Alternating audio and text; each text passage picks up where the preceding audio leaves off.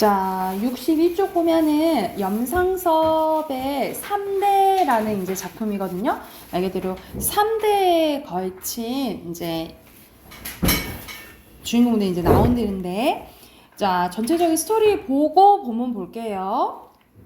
대지주인, 여기도 땅이 많은 사람인 거지. 대지주인 조이간의 손자 덕기가, 조덕기인 거야. 일본에서 유학하다 방학을 맞아 잠시 귀국을 하게 됩니다. 다시 돌아갈 준비를 하던 덕기에게 사회주의 운동을 하는 병화가 찾아오게 되고, 병화는 술집에 산 여인을 소개합니다. 덕기는 그 여인이 아버지 상훈 때문에, 그러니까 아버지 이름은 조상훈이에요. 인생을 망친 어린 시절의 친구 경혜임을 알고 깜짝 놀라지만 모르는 척 시간을 보내게 됩니다. 증조부 제사로 출발을 미루었던 덕기는 조이간이 대돌에 미끄러져 부상을 당한 일로 하루 더 출발을 미루게 되는데, 덕기의 모친은 덕기에게 조이간이 후처 수원집이 수상하다고 말하고, 덕기는 경의 문제로 아버지와 대립하게 됩니다. 수원집과, 그러니까 그 첩인 거지. 수원집과 최찬봉이 재산을 빼돌릴 생각으로 조이간에게 독을 쓰고 유서를 변조하려 모략을 꾸미게 됩니다. 조이간의 병세는 점점 악화되고, 조이간은 가문의 상징인 사단과 금고의 열쇠를 덕기에게 넘겨줘. 그러니까 자기 아들이 아닌 손자에게 이제 넘겨준 거야. 덕기는 금고를 열어 조이간의 재산과 유언장을 확인합니다. 조이간은 비소 중독의 증세를 보며 결국 사망하게 돼요. 상호는 명확한 사인 규명을 위해 부검을 주장하지만 어른들의 반대로 무산되고, 이후 덕기가 집안의 재산을 관리하게 됩니다. 한편 병화가 비밀 조직을 이끌던 장훈 등과 함께 검거되자 덕기는 병화에게 자금을 지원했다는 혐의로 연행이 되는데, 그 사이 상훈이 금고를 털어 유서를 변조하다 검거되게 돼요. 경찰 조사 과정에서 장훈이 비밀 유지를 위해서 스스로 목숨을 끊으면서 더 이상의 조사가 이루어지지 못하자 덕기가 무혐의로 풀려나게 되고, 상훈이도 훈방되게 됩니다. 덕기는 할아버지의 공백을 느끼며 앞으로 어떻게 살아가야 될지 망연자실해하면서 끝나게 되는 이야기예요. 그래서 약간 3대가 조금 이제 갈등을 일으키면서 약간 몰락해 가는 과정을 담은 작품이라고 보시면 돼요. 그래서 여기서는 주된 이제 갈등이 이 조이간이랑 이 조상훈의 갈등 나오고요. 또 조상훈과 그의 아들인 조덕기의 이제 갈등이 나오거든요. 그래서 어떤 이제 갈등이 나오는지 한번 봐볼게요. 64쪽으로 갑니다. 자, 작품 개간 보면은 이건 조금 길어요. 장편 소설이면서 세태 소설입니다. 선생님, 세태 소설은 세상의 모습을 보여준다 했지, 그치? 그리고 전지적 작가 시점이고요. 시대는 일제 강점기 때입니다. 돈을 주고 양반을 사? 이것은 상훈이에게 일종의 굴욕이었대. 그러나 조이간으로서 생각하면 이때껏 자기가 쓴 돈은 자기 부친이 물려준 천냥에서 범용한 것이 아니라 자수로 더 늘린 것에 쓴 거니까 그리 아깝지도 않고, 그러니까 내가 벌어서 이제 쓴 거지. 선고의 혼령이 대하여서도 떳떳하다고 자긍하는 것이다. 그래서 여기서는 지금 무슨 갈등이 나오냐면 조이간이랑 그의 아들 조상훈의 이제 갈등이 나오는데요. 여기서는 조금 가치관 차이가 나와요. 조이간은 자신의 이제 집안, 보통 족보 산다 하잖아, 그치? 뭐 이렇게 족보도 사고, 말 그대로 이제 집안을 좀 양반 가문을 만들고 싶은 거지? 근데 조상호는 지금 시대가 어느 때인데 지금 족보를 사고, 어울리지 않는 일이라고, 불필요한 일이라고 생각을 하는 거예요. 그래서 저 잘나면 부조에 추정도 하게 되는 것인데 있는 돈 좀 들여가지고 양반되기로 남이 웃기는 새로 그야말로 이현 부모가 아닌가 하는 요량이다. 밑에 이현 부모 하면은 부모님 이름을 드러내는 거 아닌가 한다. 어쨌든 4,000원이라는 돈을 바치고 조상 신주 모시듯이 땡땡조씨 대동보수의 문패에 모셔다가 크나큰 문전에 달고 땡땡조씨 문중 장손파가 자기라는 듯이 버티고 족보까지 받게 되고 나니 이번에는 처음에 이제 족보만 이제 샀어. 근데 땡땡조씨 중시조인 땡땡당 할아버지의 산소가 수백 년 내에 말이 아니 되었으니 다시 치산을 하고, 그러니까 말 그대로 다시 이제 산소를 단장을 하고, 그 옆에 묘몇보다 큼직한 옛날로 말하면 서원 같은 것을 좀 짓자고 말이 일어 나온 거예요. 지금 창훈이더라. 창훈은 이제 친척형이에요. 일거리가 없어져 가니까 또 새 판으로 일을 꾸민다고 비꼬는 말이 이를 두고 하는 말이다. 그러니까는 상우는 마음에 안 드는 거야. 아, 왜 저렇게 쓸데없는 데다 돈을 쓰지? 이렇게 생각을 하는 거예요.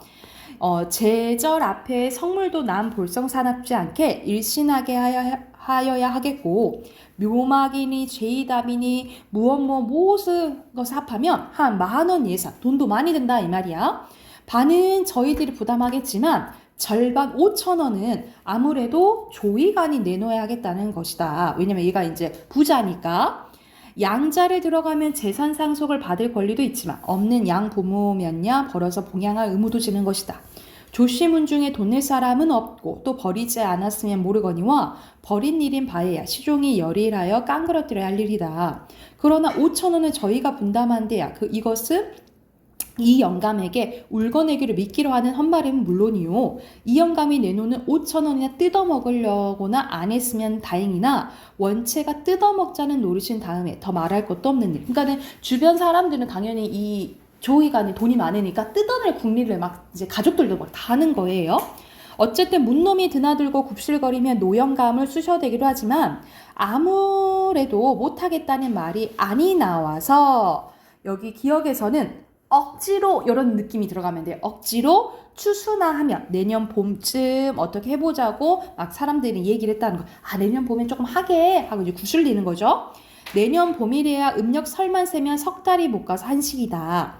이 영감에게 제일 신임이 있는 창훈이를 앞장 세우고 요새로 부쩍 조르고 다니는 것은 어서 급급히 착수할 준비를 하여 한식 차례에 잡숫게 하고 이눌러 일을 시작하자는 것이다. 그러나 영감으로서는 여기서 계속 나오는 영감은 조이간 얘기하는 거예요. 영감으로서는 이렇게 쌀값이 폭락하여서는 도저히 힘에 겨우니 좀 더 연기를 하였다가 추석에나 착수를 하든지 또다시 또 내년 한식에 하는 것은 어떤지 하고 이제 얘기를 한 거죠. 영감도 결탄코 어수룩한 사람이 아니다. 어수룩이라니 거의 후반생을 상가지와 주판으로 늙은 사람이다. 그러니까 이 영감도 만만치 않은 사람이라고 얘기하는 거예요. 속으로는 쪼르르 소리가 나면서 천냥 만냥 판으로 돌아다니거나 있는 집사람 구석에서 바둑으로 세월을 보내는 조가 떨거지들이 다른 수단으로는 이 영감의 주머니 끈을 풀게 할 도리가 없으니까 족보를 앞장 세우고 삶고 굽고 하는 바람에 조춤조춤 쓰게 한 것이 3,000원을 썼고 근 4,000원을 쓰게 되고 보니 속으로는 꽁꽁 앓는 판인데 또 땡땡당 할아버지가 앞장서서 5,000원 놀래가 나온 것이다. 그러나 5,000원을 부른 사람도 그만큼 불러야 3,000원을 울거내려는 것이니 조이간도 5,000원의 반절은 아무래도 또 털리는 거라고 생각해야 했다라는 거죠. 그러니까는 이 주위 사람들이 이 조이간한테 돈을 뜯어내려고 족보 삽시다, 뭐 합시다 이제 막 말을 하는 거야. 그리고 크게 부르는 거죠. 예를 들어서 1,000원만 들고 3,000원 막 이렇게 크게 불려서 그 돈을 이제 쓰는 거죠. 그래서 그것도 죽을 날이 얄팍하여 가니까 조씨문중에서 자기가 둘째 중시료나 되는 셈치고 이 세상에 남겨놓는 기념 사업이라는 생각도 없지 않아 해본다라는 거죠. 그러니까 조영감도 알아. 내가 돈 뜯기는 건 아는데 그래도 내 이름 남기는 거니까 그냥 할까? 이렇게 생각했다 이 말이에요. 뒤로 넘겨서. 그런데 이렇게 돈을 많이 쓰는 것을 아들 조상훈이는 싫은 거야. 4,000원 돈이나 드는 줄 모르게 드린 것을 속으로 앓고 또 앞으로 돈 쓸 걱정하는 판에 애를 써 해놓은 일에 자식부터라도 그따위 소리 하는 것이 귀에 들어오니 이래저래 화가 나는 거야. 그러니까 이제 조상훈이 조이간한테 이제 뭐라 한 거죠. 게다가 원래 못마땅한 자식이요. 또 오늘은 천기라 제사 반대꾼을 보니 친기라 잘못 말해서 친기라 제사 반대꾼을 보니까 또 이 조상훈은 제사도 반대하는 사람이에요. 왜냐하면 교회를 다니거든. 그러니까 완전 이제 가치관이 전혀 안 맞는 거지. 가만히 있어도 무슨 야단인지 날 줄은 누구나 짐작했지만 마침 거리가 좋아서 야단이 호되게 된 것이다. 아니요. 그런 말씀이 아니에요. 아저씨가 잘못 들으셨나 왜 보에다 하면서 옆에서 창훈이가 말리는 척을 해요. 속으로는 시원하다고 하면서 막 이렇게 아우 아저씨 잘못 들은 거예요 하면서 말리는 거예요. 잘못 듣다니 내가 이롱증이 있단 말인가? 그만두세요. 상훈군이 달리 그렇겠습니까? 이 전황한 통에 꿈쩍하면 돈입니까? 그것을 걱정해서 그러는 거죠. 창훈은 이렇게 변명해 주었는데 하지만 듣고 있는 상훈은 뭐라고 생각하냐면 때리는 사람보다 말리는 놈이 더 미웠다라는 거죠. 그러니까 우리가 시어머니보다 말리는 시누이가 더 무섭다 밉다 하잖아. 이런 생각이 들었다라는 거죠. 누가 돈 쓰는 것을 아랑곳하랬나? 누가 저대로 돈을 쓰라니 걱정인가? 내 돈 가지고 내가 쓰는데 아니 아버지께서 하시는 일에 돈 쓴다고 돈 쓰신다고만 하는 것이 아닙니다만 어쨌든 공연한 일을 만들어낸 사람들이 잘못이라 이 말입니다. 그러니까 주위에서 자꾸 이 조영감을 막 긁어낸다 했잖아, 그치? 이 주위 사람들이 문제다라는 거야. 뭐에 어째 공연한 일이냐 말이냐? 아까 부친의 어기가 좀 낮춰졌대. 대동보소만 하더라도 족보 한 길에 50원씩은 메었다 하니 그 50원씩을 꼭 수봉하면 무엇하자고 3, 4천이 추가로 가비를 들었겠습니까? 3, 4천은 누가 3, 4천을 썼다다 우선은 큰 소리는 쳐요. 근데 속으로는 영감은 아들의 말이 옳다고는 생각을 해요. 실상 그 3, 4천이라는 돈이 족보 박는데 직접적으로 들어가는 것이 아니라 땡땡조시로 무한 집의 개통을 이어줄 일문일족에 끼려 한즉 군식구가 늘면 양반의 진국이 묽어질까 보아 반대하는 축들이 많으니까 그 입을 씻기 위해서 쓴 것이다 라는 거죠. 그러니까 양반 또 다른 그 양반 족보 안에 들어가야 되잖아. 그러면 그 집안은 싫어할 거 아니야, 그치? 그래서 그 사람들은 이제 입을 막기 위해서 돈을 더 썼다 이 말이에요.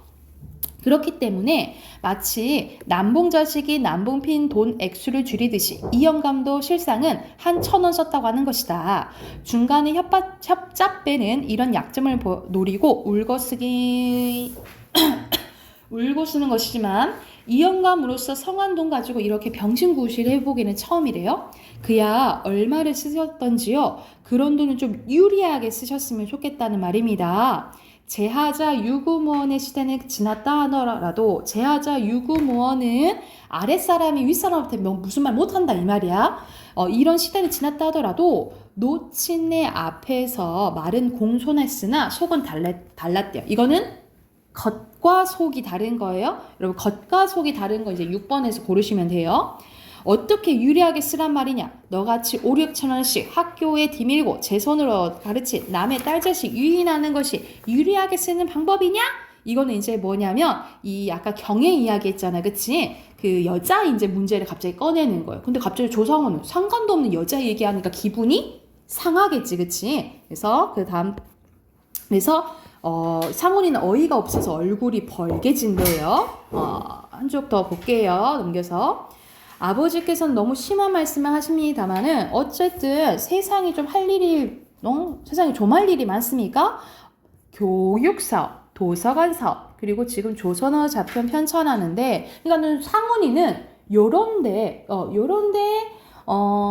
돈을 썼으면 좋겠다라고 얘기를 하는 거예요. 그래서 선생님이 가치관 차이라 했잖아요. 그렇죠? 그래서 조이간 예전에 봉건적이고 약간 보수적인 가치관이라면 이 조상훈이는 근대적 가치관을 조금 가진 사람이라고 보시면 돼요. 그래서 요런데 교육하고 계몽하는데 조금 썼으면 좋겠다라고 얘기를 하는 거죠. 상훈이는 조금도 하려니와 귀를 누게어서 차근차근히 이왕지사 말이 나왔으니 할 말은 다 하겠다는 듯이 말을 이어나가려니까 또 벼락이 내립니다. 듣기 싫다. 누가 네가 너한테 그따위 설교를 듣다 줄 어서 가거라. 하여간 말씀입니다. 지난 일은 어쨌든 지금 이 판에 벼랑간 치산이 마땅한 말입니까? 치산만 한데도 모르겠습니다만은 서원을 주고 유생들을 놀아다 놓으시렵니까? 돈도 돈이거니와 지금 시대에 당한 일입니까? 지금 시대에 맞는 행동을 하십시오! 라고 이제 얘기를 하는 거예요. 잔소리 마라. 그놈 나가라니까 점점 더 하고 섰구나. 내가 뭘 하든 네가 무슨 상관이란 말이냐. 내가 죽으면 동전한님이라도 내게 남겨줄 테니 걱정이란 말이냐. 너는 이거 아무리 굶어 죽는다 해도 막무가내다. 너는 없는 셈 칠 테니까 나 네 아들 없는 셈 칠게. 이렇게 얘기하는 거예요. 너희들 다 들어둬라 하면서 내 재산이야 얼마 있는 게 아니다마는 반은 덕기한테 손자인 덕기한테 줄 거고 나머지는 내가 쓰고 싶은데 쓰다 남음에 공평히 나눠주고 갈 거다. 공증인을 세우든 변호사를 불러대든 해서 뒤를 깡그러뜨려 놓을 테니까 너는 이제는 남된 셈만 쳐라. 내가 죽으면 네가 머리를 풀 테냐 거성을 입을 테냐. 영감은 사실 땅 문서도 차츰차츰 덕기의 명의로 바꿔 넣어가는 판이요. 그러니까 아들에 대한 지금 정이 하나도 없는 거예요. 그러니까 아들 줄 생각이 하나도 없는 거야. 그래서 손자한테 주려고 하는 거예요. 반은 자기가 쓰다가 남겨서 첩인 수원집과 막내딸 명의로 물려줄 생각이다. 만일 15년 더 사는 동안 만약 아들 하나를 더 본다면 물론 그 아들을 위해서 반은 물려줄 요약으로 있는 터이다 라고 얘기를 하는 거죠. 이때까지 술이 취하면 주정으로 이런 말을 하는 것을 듣기도 하였지만 오늘은 친기라 하여 술 한잔 앉아진 이 영감이 맑은 정신으로 여러 젊은 애들 앞에서 떠들어 놓는 것 처음이다. 그래야 이 방중은 고사하고 이 집안 속에서 자기 편을 들어줄 사람은 하나 없구나 라고 상훈이는 새삼 고동을 느끼며 모든 사람에 야속했대요. 여기 이 집안에 내 편은 하나도 없구나. 이제 상훈은 이렇게 생각한 거지. 그래서 여러분 A는 영감의 속마음을 얘기한 거고요. B는 상훈의 속마음을 지금 얘기를 한 거야. 알겠죠? 애비 애미도 모르고 계집 자식도 모르는 너 같은 놈은 고생을 좀 해봐야 한다. 내가 돈이 있으니까 네가 한 달에 한 번이라도 들여다보는 것이지 내가 아무것도 없어 봐라. 돌아다 보기는커녕 고려장이로 좋게 지낼 놈이 아니냐. 어서 나가거라 이 자식. 조상을 꼬았다는 자식은 조가가 아니다. 하고 노인은 벼랑간 벌떡 일어나서 아들을 떠밀어 내쫓으려는 듯이 덤벼든다. 젊은 사람들이 와 달려들어서 가로막는다. 상훈이 어서 나가게 흥분이 되셔서 그러시니까 창훈이는 상훈을 끌고 마루로 나왔다. 부친이 망령이 나느라고 그런지 모르겠으나 젊은 사람들이나 자식 보는데 창피도스러웠다. 상훈이는 안방으로 들어가는 수도 없고 아랫방으로도 덕기 또래의 아이들이 모여들고 그리 갈 수도 없다. 하는 수 없이 모자를 집어쓰고 축대로 내려오니까 덕기가 아랫방으로 나와 뜰로 내려온다. 그래서 여기 본문에서 여기까지 나오는데 나중에는 이제 조이간이 죽고 조덕기가 이제 유산을 받게 되잖아요. 그래서 이제 조상훈이랑 또 갈등을 빚어요. 그래서 말 그대로 이렇게 조이간, 조상훈, 조덕기 3대에 걸친 이야기라고 보시면 될 것 같아요. 주제 간단합니다. 일제강점기 한 만석군 우리 보통 부자를 비유해서 얘기를 해요. 만석군 가문 내 세대 갈등과 집안이 망해가는 몰락에 대해서 이야기한 소설이라고 보시면 돼요. 주제 쓰시고 앞에 63쪽부터 70쪽까지 문제 풀게요.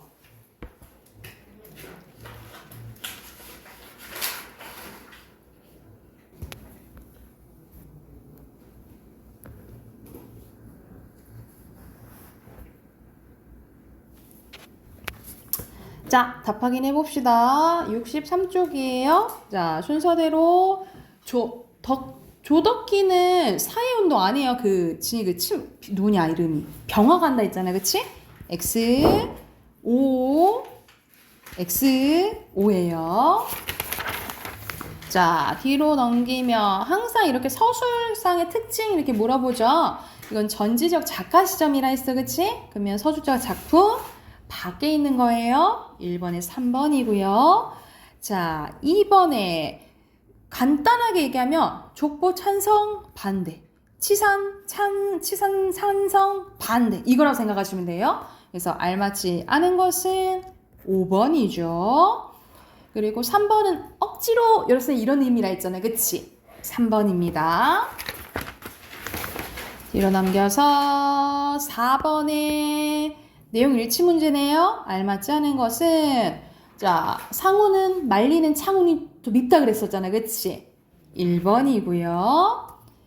그리고 5번에 기억은 주변 사람들이 너무 조이간한테 돈 내놔라 하는 게 문제라고 했잖아. 그치? 알맞지 않은 것은 4번이죠. 영감도 알아. 이 사람들이 돈을 가져가는 건 알지만 자기는 그래도 가문을 조금 다듬고 싶어 하는 거예요. 그래서 이들이 자신의 가문을 높여주고 있다고 기뻐하게 생각하는 건 아니죠. 그리고 6번에 이제 겉과 속이 다른 거라 했잖아요. 그치? 표리부동입니다. 그러면 표리부동은 이제 자주 나오니까 알아두세요. 그리고 뒤로 넘겨서 7번입니다. 알맞지 않은 것은 여기서는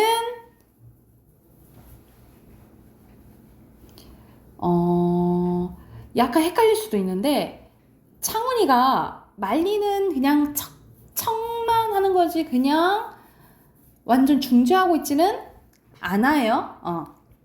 5번이고요. 그리고 동조까지는 아니고 약간 말리는 척만 하는 거지, 그치? 그래서 여기서는 동조랑 중지가 조금 아니에요. 그리고 8번에 적절한 것은 4번이고요. 그리고 9번에 선생님이 아까 뭐랬어? A는 영감의 생각이 나오고 B는 상훈의 생각이 나온다 했죠, 그쵸? 다 심리가 나와요. 5번입니다. 뒤로 넘겨서 조이가는 옛날 사람이야. 되게 보수적이라고 했죠. 보수적이고 봉건적인 인물이고요. 상우는 근대적. 창우는 속물적, 욕심이 많은 사람입니다. 속물적이에요. 빈칸 넣기가 조금 어렵죠. 그리고 밑에는 가문. 이거는 가치관 차이. 이거는 돈 쓰셔도 되고요. 재산과 관련된 갈등. 그리고 3대 사이에 일어나는 갈등을 통해 다양한 가치관이 혼재되고 급변하던 당시 사회상을 보여준다 라고 보시면 됩니다. 됐을까요? 우리 비문학으로 갈까요? 비문학 36쪽입니다.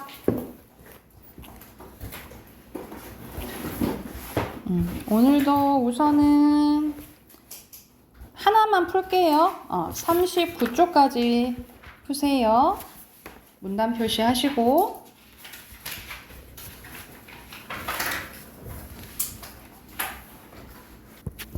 자, 같이 한번 봐볼까요? 금방 푼 것 같네.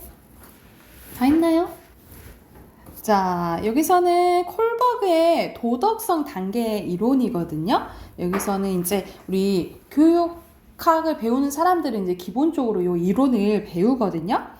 자, 이 콜버그는 이 도덕적 판단을 어떻게 하는지에 따라서 이 발달 단계를 전 관습 수준, 관습적 수준, 후 관습적 수준 이렇게 나누고 다시 세분화해서 6단계로 구성했다라고 나오죠.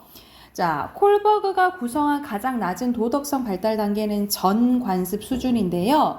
이 수준은 판단 기준이 오로지 행위자에게 미치는 직접적인 결과와 연관되어 있기 때문에 자기중심적인 단계라고 할 수 있어요.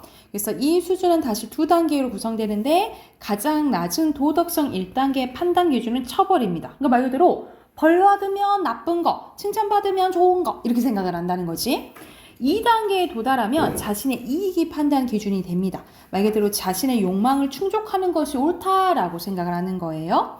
그 다음에 관습적 수준에 다다르게 되는데 이 수준에서는 행위자에게 미치는 결과를 고려한 것에서 벗어나 사회 집단, 그러니까 전체를 생각하게 된다는 거예요. 사회 집단이나 국가의 기대를 따르게 되는데 3단계에서는 자신이 속한 사회적 구성원들이 동의하는 것을 좋은 것으로 인식하는 거예요. 그래서 다수결이 다 옳다면 옳은 거지? 이렇게 생각을 하는 거지.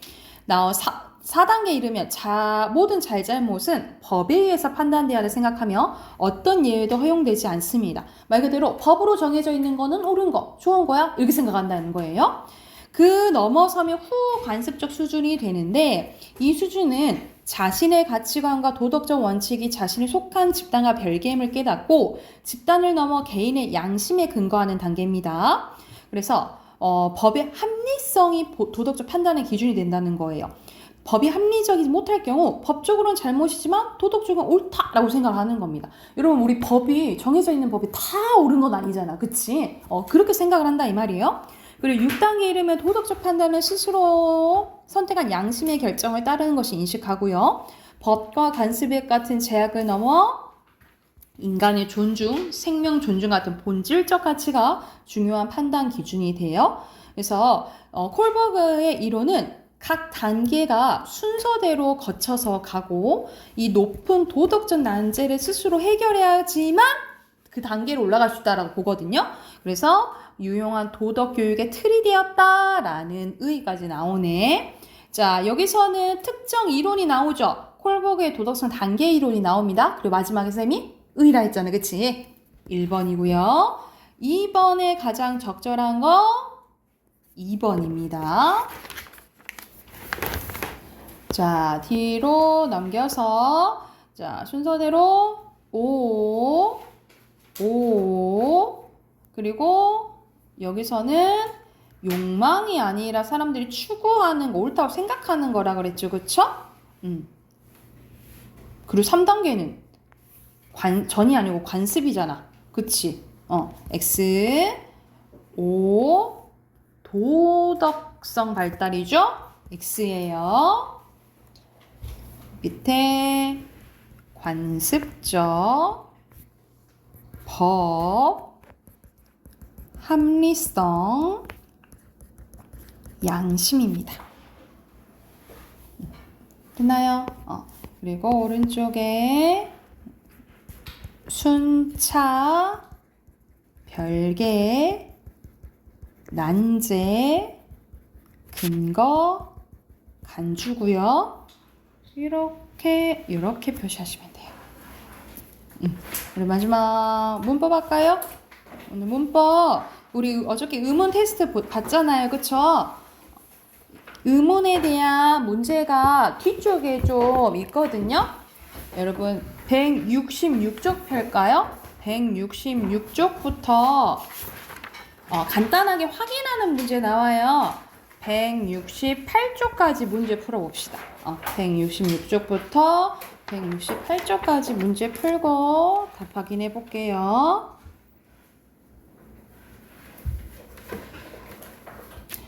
여러분 답 확인하고 선생님이 준 프린트 문제 풀게요. 먼저 답 확인 먼저 합시다.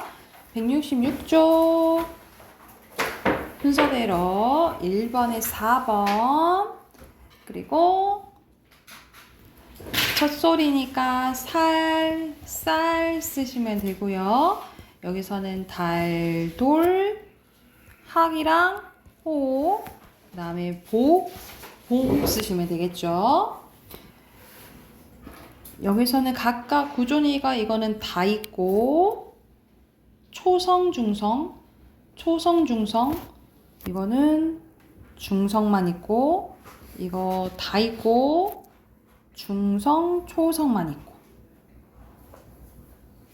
됐나요? 그리고 분석하는 거네 강, 알, 다리, 하네 이렇게 쓰시면 되고 13번에 5번 14번에 기역, 니은, 미음 그 다음에 디귿, 리을이고요. 눈 찾고 굴 찾고 밤 찾고 되죠? 자, 옆에가 다시 됐어요? 자, 1번에 방해를 받지 않고 그 다음에 21개죠. 3번에 4번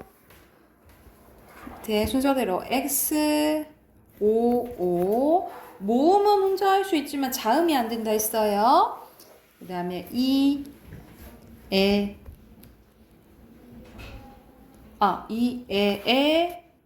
오죠.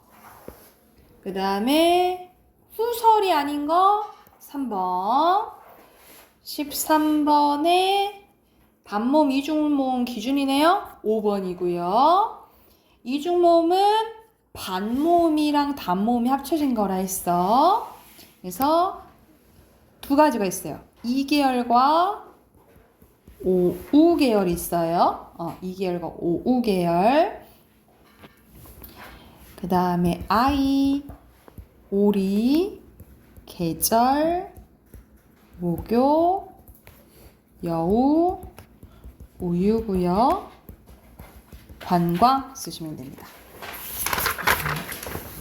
168쪽 자음은 방해를 받죠. 받으면서 19개고요. 여기서는 순서대로 리을, 미음, 니은, 디귿, 기역입니다. 디귿, 니은, 리을, 기역, 미음입니다. 정리됐나요? 자, 그리고 13번에 O, X, O. 여기서는 두 개 다 통일되어 있구나. 비음, 나는 비음, 파열음, 라니까 유음, 비음이야. 이거 비음. 그 다음에 이것도 비음, 파 여름, 파 차름, 마차름 이렇게 보시면 되겠죠? 그 다음 기역, 디귿, 비읍, 읒. 시옷은 거센 소리가 없지요? 이거는 소리의 색이죠. 됐나요? 여기까지 하고 선생님이 준 프린트 쭉 풀게요.